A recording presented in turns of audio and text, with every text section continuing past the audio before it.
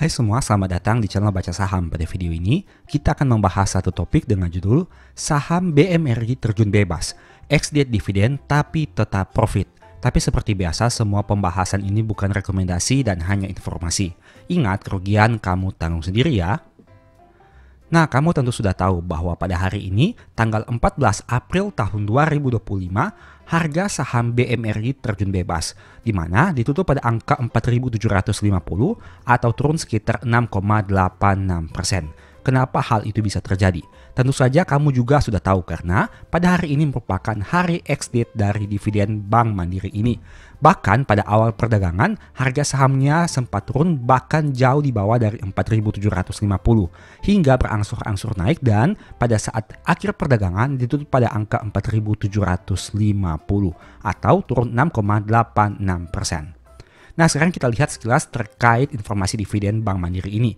Bank Mandiri ini memiliki cum date pada tanggal 11 April dan ex date-nya tanggal 14 April. Hal itulah yang menyebabkan kenapa harga sahamnya turun signifikan. Tapi ada yang menarik di sini. Jika kamu perhatikan kotak yang berwarna merah ini merupakan kotak yang mana harga sahamnya di bawah dari 4.750. Itu artinya sebelum cum date dan sebelum ex date sebenarnya harga saham BMRI ini pernah turun di bawah 4.750.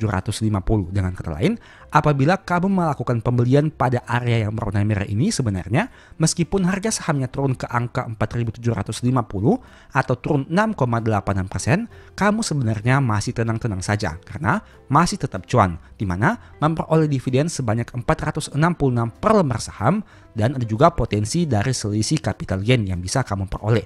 Kita akan membahasnya nanti. Tapi setidaknya dengan data ini kamu bisa lihat, Bank Mandiri ini meskipun harga sahamnya turun drastis saat ex-date, tapi ada sebagian orang yang mampu memanfaatkan momentum dengan tepat, masih menghasilkan keuntungan dari sisi capital gain jangka pendek, ditambah mereka memperoleh dividen. Jika kamu perhatikan, Bank Mandiri ini melakukan RUPS pada tanggal 25 Maret tahun 2025, seperti grafik yang bisa kamu lihat di sini. Dan pada saat RUPS itu harga sahamnya berkisar di angka 4.400-an sampai 4.500-an. Dengan kata lain, sebenarnya harga saat RUPS itu lebih rendah dibandingkan 4.750 yang merupakan harga ex-date saat penutupan akhir perdagangan ini. Dengan kata lain, orang-orang yang bisa memanfaatkan RUPS ini dengan membeli di harga yang rendah sebenarnya bisa memaksimalkan keuntungan dari sisi capital gain-nya juga. Bisa kamu lihat di sini, ini merupakan grafik harga saham BMRI dalam beberapa bulan terakhir. Memang dulunya harganya sempat berada di angka 6 ribuan, tapi kemudian mengalami penurunan hingga mencapai angka di bawah 5 ribuan. Kemudian naik lagi dan turun lebih dalam. Hingga pada akhirnya pada sekitaran bulan Maret ini, harga saham BMRI lebih rendah dibandingkan saat harga ex-date-nya di angka 4.750.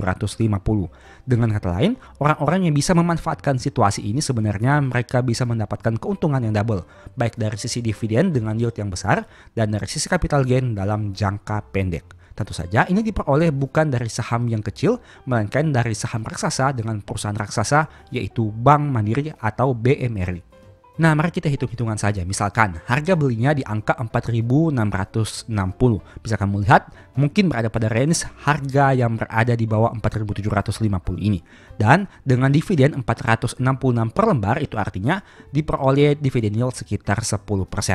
Ditambah lagi dari harga selisih 4.660 ini dan naik ke angka 4.750 berarti masih ada capital gain sekitar 1,9%. Dengan kata lain, total keuntungan yang diperoleh sekitar 11,9% atau sekitar 12%. Padahal harga Bank Mandiri ini mengalami penurunan yang drastis saat ex-date-nya, bisa kamu lihat. Tapi jika kamu melihat dalam time frame yang jauh lebih besar, katakanlah dari saat melakukan RUPS, sebenarnya orang-orang yang bisa memanfaatkan penurunan harga sahamnya dengan drastis itu pada saat itu mampu menghasilkan keuntungan yang double, baik dari sisi capital gain maupun dari sisi dividennya. Nah, ini merupakan hal yang jarang terjadi, khususnya untuk saham-saham besar seperti Bank Mandiri ini. Mengingat Bank Mandiri ini menghasilkan dividen yield yang jumbo di tahun 2025 ini. Saya pribadi justru berpikir harga sahamnya bisa turun lebih dalam lagi, tapi ternyata tidak seperti itu. Dengan berbagai sentimen positif yang ada baik secara makro maupun internasional, bisa kamu lihat bahwa Bank Mandiri ini ternyata mampu menaikkan harga sahamnya dari angka terendah saat ex-date-nya. Seperti yang grafik tadi kamu lihat, harga sahamnya di awal perdagangan turun lebih dalam lagi, tapi di akhir perdagangan ditutup pada angka 4.750. Dengan kata lain, dividend trap tidak berlaku bagi mereka yang membeli Bank Mandiri dengan harga saham di bawah 4.750. Dan ingat, angka tersebut bukan harus menunggu berbulan-bulan, melainkan hanya menunggu bahkan kurang dari 1 bulan. Di mana bisa dilihat di sini, bahkan saat hasil keputusan RUPS, kamu masih bisa memperoleh saham Bank Mandiri ini dengan harga yang rendah. Nah, ini merupakan salah satu cara yang bisa kamu gunakan untuk memperoleh keuntungan baik dari sisi dividen maupun dari sisi capital gain. Saya sudah sempat membuat video yang berkaitan dengan hal ini, di mana saya mengatakan pada video tersebut kamu bisa melakukan dua pilihan, yaitu membeli saham pada saat sebelum adanya RUPS dan setelah adanya RUPS. Memang dua kondisi ini akan menghasilkan plus minusnya masing-masing. Contohnya seperti Bank Mandiri ini yang ternyata menghasilkan sisi positifnya. Misalnya kamu membeli saham Bank Mandiri ini tepat saat RUPS, sehingga untuk angka dividen per share-nya sebenarnya sudah pasti kamu ketahui karena kamu beli sahamnya saat RUPS atau katakanlah beberapa jam sebelum hasil keputusan RUPS itu kamu peroleh. Nah, dengan angka yang ada di grafik saham ini kamu bisa lihat dengan nominal 4.460 pada tanggal 24 Maret tahun 2025 atau mungkin pada tanggal 25 Maret tahun 2025 sebenarnya kamu masih bisa memanfaatkan untuk penurunan harga sahamnya dalam jangka pendek ini. Dimana kamu bisa lihat sendiri beberapa hari kemudian harganya melonjak signifikan bahkan mencapai angka di atas 5 ribuan. Jika kamu membeli saham BMRI ini dengan harga di atas 4.750, otomatis kamu sudah mengalami dividen trap. Tapi seperti yang saya katakan tadi, jika kamu membeli saham ini di bawah harga 4.750, maka kamu sebenarnya tidak merasakan dividen trap, melainkan memperoleh keuntungan yang double. Itu merupakan salah satu keuntungan jika kita membeli sebelum RUPS atau bahkan mendekati RUPS, katakanlah beberapa jam sebelum ataupun saat kamu mendengar keputusan tersebut. Memang di sini ada konsekuensinya.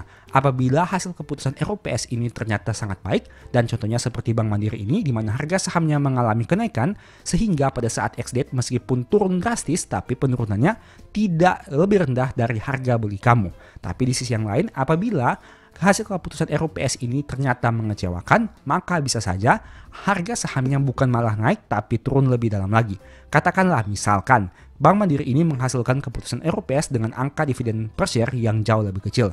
Itu artinya mungkin saja harga sahamnya bukan mengalami kenaikan seperti ini, tapi bahkan mungkin bisa turun lebih dalam lagi. Sehingga ini merupakan hal yang harus kamu pertimbangkan saat ingin melakukan metode ini. Di mana ada dua pilihan, beli sebelum RUPS atau beli setelah RUPS. Beli sebelum RUPS, negatifnya adalah kamu belum tahu secara pasti nominal dividen per share-nya. Tapi biasanya apabila harga saham terus mengalami penurunan, angka harga sahamnya bisa dikatakan cukup menarik sebelum RUPS. Tapi di sisi yang lain, jika kamu beli setelah RUPS, mungkin angka dividen per share-nya kamu sudah tahu secara pasti. Yang artinya kamu sudah tahu berapa persen dividen yield yang akan kamu peroleh. Tapi di sisi yang lain, kemungkinan saja jika harga sahamnya mengalami kenaikan yang signifikan pada saat ex-date nanti, kamu akan mengalami dividen trap.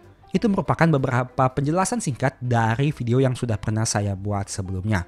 Nah, kamu tentu sudah tahu bahwa tidak semua saham bisa menerapkan metode yang sama.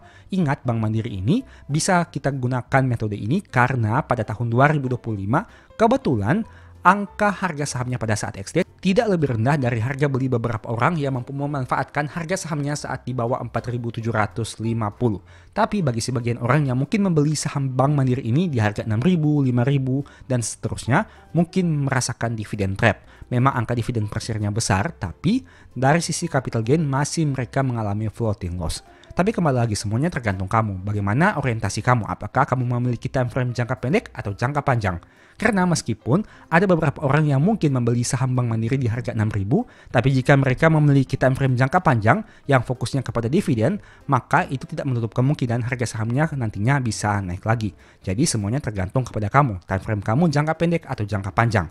Apakah kamu fokus kepada capital gain ataukah dividen? Apakah kamu fokus kepada nominal uang yang bertambah karena capital gain atau fokus kepada jumlah lembar saham yang kamu kumpulkan dari tahun ke tahun?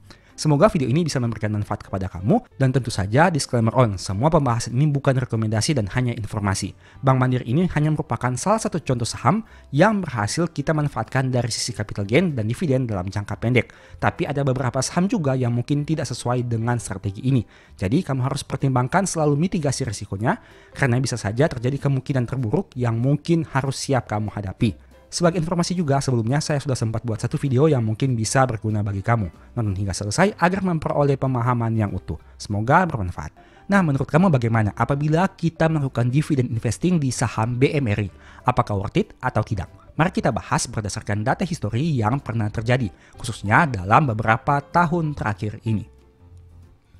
Sebagai informasi, sebelum saya melanjutkan video ini, Bank Mandiri pernah melakukan stock split untuk 1:2 pada tahun 2017 dan tahun 2023. Itu artinya untuk angka dividen per share-nya, kita harus sesuaikan 2 kali, yaitu berdasarkan data tahun 2017 dan 2023. Ini merupakan tampilannya. Sebagai informasi, mohon cek lagi datanya, bisa saja ada salah input atau salah hitung. Ini merupakan informasi dividen per share Bank Mandiri sejak tahun 2015 hingga tahun 2025. Mereka konsisten membagi dividen setidaknya saat video ini dibuat. Ini merupakan rekapan pertamanya yang saya ambil dari aplikasi Stockbit untuk informasi dividen per share-nya. Nah, seperti yang saya katakan tadi, Bank Mandiri pernah 2 kali melakukan stock split, yaitu 1:2 di tahun 2023 dan 1:2 juga di tahun 2017. Sehingga kita harus menyesuaikan angka dividen per share-nya dengan stock split yang pernah terjadi. Dan untuk patokannya bisa kamu lihat berdasarkan angka yang paling kanan ini dengan total dividen per share 2024 untuk dividen per share tahun 2015 sampai tahun 2025 yang telah disesuaikan dengan stock split 1:2 sebanyak 2 kali. Kemudian kita lihat dari growth dividen per share-nya. Di tahun 2016, growth-nya adalah 23% dari tahun 2015, naik menjadi 104% di tahun 2017, turun 25% di tahun 2018, naik lagi 21% di tahun 2019, naik 46% di tahun 2020, turun 38% di tahun 2021, naik 64% di tahun 2022, naik lagi 47% di tahun 2023, naik 34% di tahun 2024, dan naik 32% di tahun 2025. Bisa kamu lihat di sini, data sejak tahun 2015 hingga tahun 2025, dividen per share Bank Mandiri pernah turun 38%, tapi pernah juga naik 104%. Tapi setidaknya dengan data ini kamu bisa lihat Bank Mandiri sejak tahun 2015 hingga 2025, angka dividen per share-nya hanya pernah turun 2 kali, yaitu di tahun 2018 dan di tahun 2021. Bagaimana menurut kamu? Apakah hal ini menarik atau tidak? Nah, kita asumsikan kita memiliki saham ini sebanyak 100.000 lembar saham. Itu artinya di tahun 2015 kita akan mendapatkan dividen sebanyak 5,3 juta. 6,5 juta di tahun 2016 naik jadi 13,3 juta. Turun menjadi 9,9 juta di tahun 2018, naik jadi 12 juta di tahun 2019. Naik lagi jadi 17 juta, turun menjadi 11 juta, naik lagi menjadi 18 juta, naik menjadi 26 juta, naik menjadi 35 juta, dan naik menjadi 46 juta. Total dividen per share yang sudah kita terima dari tahun 2015 sampai tahun 2025 adalah 202.378.500. Nah, ada poin menarik yang ingin saya katakan kepada kamu di sini. Kamu bisa lihat, di tahun 2015 dividen yang kita terima hanya 5,3 juta untuk 100.000 lembar saham. Tapi di tahun 2025 angkanya naik berkali-kali lipat menjadi 46 juta. Ingat, lembar saham kita sama, yaitu 100.000 lembar saham. Tapi angka dividen per share-nya mengalami lonjakan yang sangat signifikan, dari 5,3 juta menjadi 46,6 juta. Itu merupakan salah satu keuntungan apabila kita memiliki saham yang kinerjanya terus bertumbuh. Tentu saja laba Bank Mandiri di tahun 2025 lebih besar dibandingkan tahun 2015, sehingga hal itulah yang menyebabkan kenapa dividen yang kita terima jauh lebih besar dengan sangat signifikan. Nah, apabila kita asumsikan harga belinya di angka Rp6.000, itu artinya untuk memiliki 100.000 lembar saham, kita membutuhkan uang Rp600 juta. Dan dengan kondisi seperti ini, maka kita sudah balik modal 33,7%. Ingat, angka harga Rp6.000 ini merupakan angka yang cukup konservatif. Mengingat di tahun 2015, tentu Bank Mandiri ini belum memiliki harga setinggi itu. Dari data ini kamu bisa lihat, di tahun tersebut harga sahamnya berada pada angka kisaran Rp3.000 dan Rp2.000. Nah, tapi harga sahamnya di angka Rp6.000 baru terjadi di tahun 2023 dan seterusnya. Dan itu artinya dengan asumsi harga saham Rp6.000 kita cukup konservatif dengan menggunakan angka harga saham di tahun 2015 sampai tahun 2025 ini. Nah, bagaimana menurut kamu? Jika kamu menggunakan harga saham yang jauh lebih rendah dibandingkan Rp6.000, tentu balik modalnya akan lebih tinggi dibandingkan 33%. Contohnya kita gunakan angka harga saham Rp4.000, di mana merupakan angka tertinggi pada tahun 2018.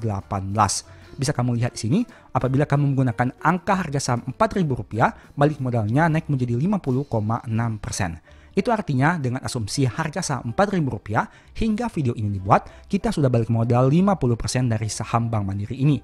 Nah, meskipun harga sahamnya mengalami penurunan 50%, sebenarnya kita sudah balik modal dan penurunan tersebut bisa tercover dengan dividen yang diterima dalam jangka panjang. Tapi kembali lagi, semuanya itu tergantung dari portofolio kamu masing-masing. Setiap orang punya kondisinya yang berbeda, mungkin ada yang masih floating loss, mungkin ada yang sudah floating profit. Semuanya tergantung kepada cara analisamu, di harga berapa kamu beli, bagaimana money managementmu, dan masih banyak lagi. Yang jelas dengan simulasi ini, kamu bisa melihat bagaimana kondisi apabila kita melakukan dividen investing untuk saham Bank Mandiri. Dan ingat, pada video ini saya hanya menghitung dari dividen yang kita terima, belum memperhitungkan compounding dividen yang akan kita lakukan. Tentu apabila melakukan compounding dividen, hasilnya mungkin bisa lebih maksimal lagi. Sebagai informasi, ini merupakan laba Bank Mandiri sejak tahun 2015 sampai tahun 2024. Nah, menurut kamu bagaimana dengan kondisi ini? Apakah Bank Mandiri ini masih menarik untuk dikoleksi? Silahkan kamu analisa dan mempertimbangkan berdasarkan berbagai hal yang siap kamu hadapi. Ingat, milikilah mitigasi risiko sebaik mungkin agar supaya apabila kondisi terburuk yang terjadi, kamu masih memiliki persiapan untuk melakukan antisipasi. Gunakan money managementmu dengan baik. Sekianlah pembahasan singkat pada video ini. Selalu ingat bahwa semua saham yang disebutkan bukan rekomendasi dan hanya bersifat edukasi serta informasi. Mohon juga agar dapat mengecek kembali data yang ditampilkan karena bisa saja terjadi kesalahan pengetikan atau pengambilan data.